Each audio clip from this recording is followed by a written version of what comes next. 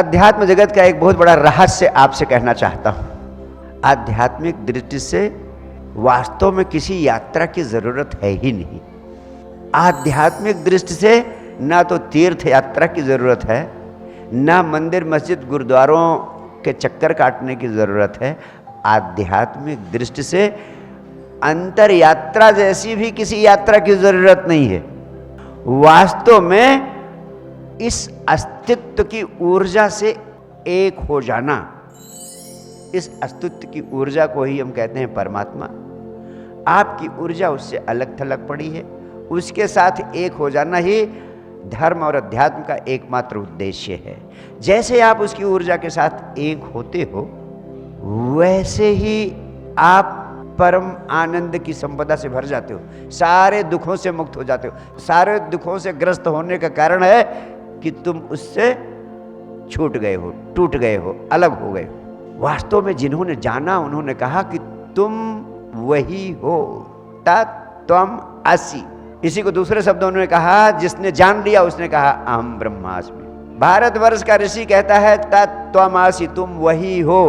और जब तुम वही हो, इसकी साधना की ओर तुम्हें ले जाता है और तुम्हें उसका बोध होता है, तो तुम बोल उठते हो अहम ब्रह्मास्मि। और ये सारा खेल क्या है? अगर गंभीरता से समझो तो किसी यात्रा की जरूरत नहीं है। वास्तव में अंतर यात्रा कोई भीतर की ओर यात्रा करने की यात्रा नहीं है।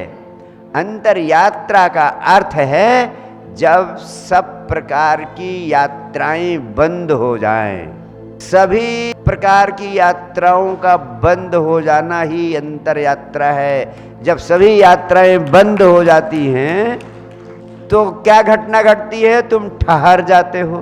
और जब तुम ठहर जाते हो तब क्या होता है? तुम्हारी चेतना स्वयं में स्थित हो जाती है। ठहर गए, अब न कहीं जाना है न कहीं पहुंचना है, इसलिए कोई यात्रा भी नहीं करनी है। अब तुम ठहर गए। जब तुम्हारी चेतना ठहर गई, कहीं जाने की चेष्टा से मुक्त हो गई, तो होता क्या है? तुम्हारी चेतना स्वयं तुम्हारी आत्मा में स्थिर हो जाती है। तुम्हारी चेतना का स्वयं में स्थित हो जाना ही स्वस्थ हो जाना है।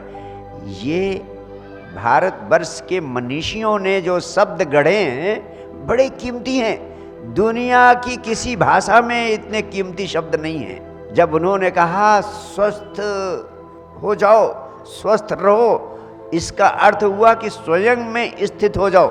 स्वयं में स्थित तभी होते हो जब तुम्हारी सभी यात्राएं बंद होती हैं, तुम ठहरने की कला सीख लेते हो। जब तुम ठहर गए तो तुम्हारी अंतर यात्रा स्वतः हो जाती है, कोई यात्रा करनी नहीं पड़ती है। और जब तुम स्वयं में स्थित हो जाते हो, तुम्हारा स्वयं से संबंध बन जाता है। जिंदगी भर हुई गुफ्तगू गैरों से, मगर खुद से खुद की मुलाकात न हो सकी। जब तुम ठहर जाते हो, खुद से खुद की मुलाकात हो जाती है।